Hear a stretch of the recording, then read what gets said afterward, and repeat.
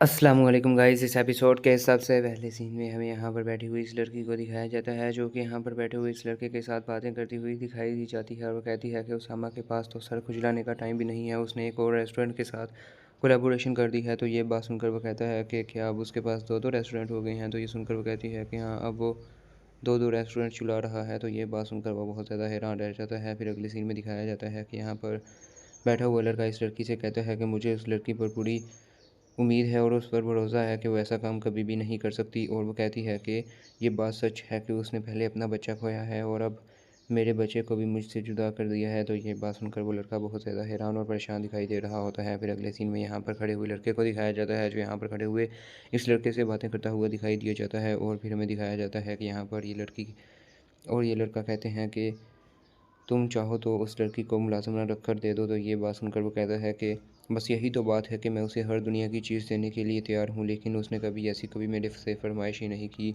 तो मैं ऐसा क्यों करूँ। तो ये सुनकर वो बहुत ज़्यादा हैरान और परेशान हो रहे होते हैं। और यहाँ पर ये खड़ा हुआ लड़का भी बहुत ज़्यादा मुस्कुरा रहा होता है और उसको भरपूर जवाब दे रहा होता है। दूसरी जानब ये लड़का परेशान दिखाई दे रहा होता है। फिर यहीं पर ये किस्त ख़त्म हो जाती है।